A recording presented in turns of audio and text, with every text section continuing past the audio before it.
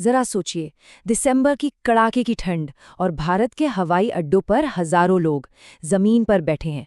बच्चे, बुजुर्ग, परिवार, सब के सब एयरपोर्ट के ठंडे फर्श पर रातें गुजारने को मजबूर थे। क्यों? क्योंकि उनकी फ्लाइट्स या तो कैंसिल हो चुकी थी या फिर कब उड़ेंगे किसी को पता नहीं था। ये सिर्फ कुछ फ्लाइट्स की देरी नहीं थी, ये एक बहुत बड़े राष्ट्रीय संकट की आहट थी। और ये सिर्फ आंकड़े नहीं हैं, ये वो कहानियां हैं जो उस वक्त एयरपोर्ट्स पर बिखरी पड़ी थी।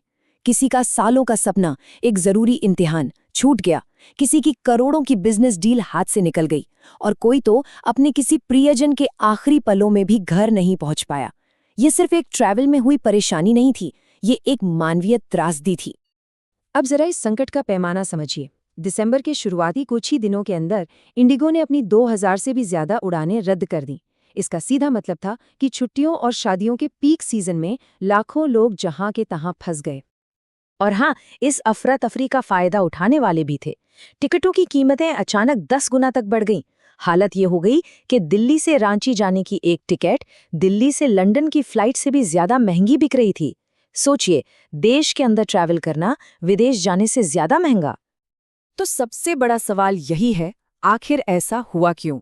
देश की वो एयरलाइन जिस पर 60% से ज्यादा यात्री भरोसा करते हैं, वो अचानक इस तरह से घुटनों पर कैसे आ गई?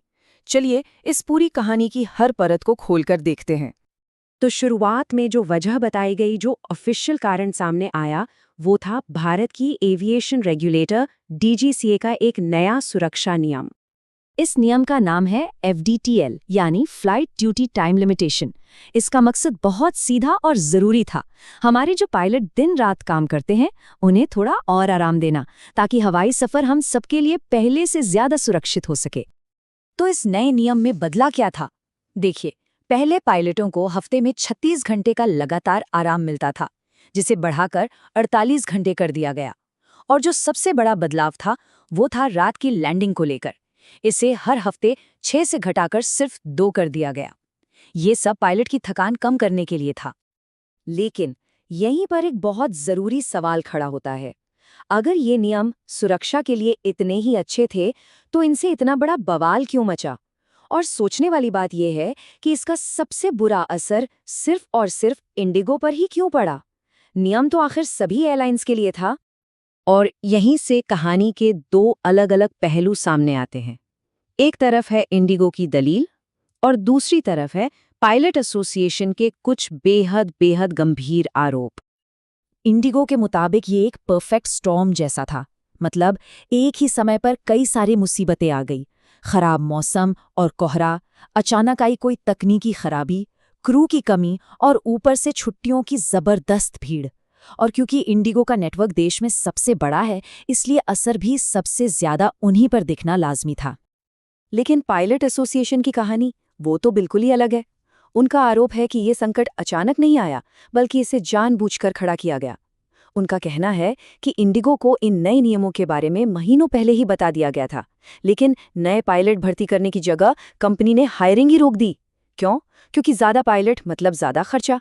और आरोप ये है कि ये पूरा संकट इसलिए खड़ा किया गया ताकि सरकार पर दबाव बनाया जा सके और इन सुरक्षा नियमों को वापस लेने पर मजबूर किया जा सके। अब ये मामला सिर्फ एक एयरलाइन की नाकामी से कहीं ज्यादा बड़ा है। ये हमारे पूरे एविएशन मार्केट की एक बहुत गहरी और बड़ी समस्या की तरफ इशारा करता है, जिसे हम अक्सर नजरअंदाज कर देते हैं। इसे समझने के लिए जरा बाजार की बनावट देखिए। भारत के घरेलू हवाई सफर का 85% हिस्सा, जी हाँ 85%, सिर्फ 2 बड़े ग्रुप्स के हाथ में है, इंडिगो और एयर इंडिया ग्रुप। इसे कहते हैं ड्यूओपली, यानी एक ऐसा बाजार जिस पर सिर्फ 2 ही बड़ी कंपनियों का राज हो। और ये डुओपोली कोई एक दिन में नहीं बनी। पिछले 1 दशक को देखें तो किंगफिशर, जेट एयरवेज और हाल ही में गो फर्स्ट जैसी बड़ी बड़ी एयरलाइंस एक-एक करके बाजार से बाहर हो गईं। इसका नतीजा क्या हुआ?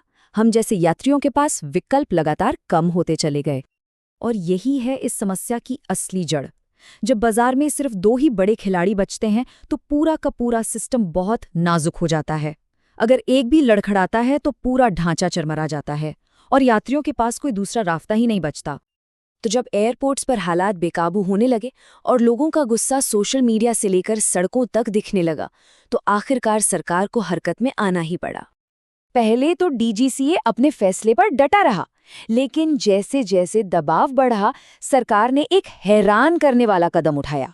उसने अपने ही बनाए हुए सुरक्षा नियमों को कुछ समय के लिए फरवरी तक टाल दिया। और हाँ, साथ ही इंडिगो के खिलाफ एक हाई लेवल जांच का आदेश भी दे दिया। सरकार के इस यूटर्न पर पायलट एसोसिएशन की प्रतिक्रिया बहुत तीखी थी। उन्होंने साफ साफ कहा कि सरकार कॉरपोरेट ब्लैकमेल के आगे झुक गई है। तो इस पूरे वाक्य से हम क्या सीखते हैं? ये कहानी सिर्फ कुछ हजार फ्लाइट्स के कैंसिल होने की नहीं है, बिल्कुल नहीं। ये संकट असल में हमारे सिस्टम में अंदर तक बैठे उस चलता है वाले एटीट्यूड को दिखाता है, जहां अक्सर मुनाफे को यात्रियों की सुरक्षा और उनकी सुविधा से ऊपर रख दिया जाता है। ये साफ तौर पर तैयारी और जवाबदेही दोनों की कमी का नतीजा है। और आखिर में ये हमें एक बहुत ही बेचैन करने वाले सवाल के साथ छोड़ जाता है कि जब एक प्राइवेट कंपनी की समस्या पूरे देश को बंधक बनाने की ताकत रखने लगे, तो असल में इस देश को चला कौन रहा है?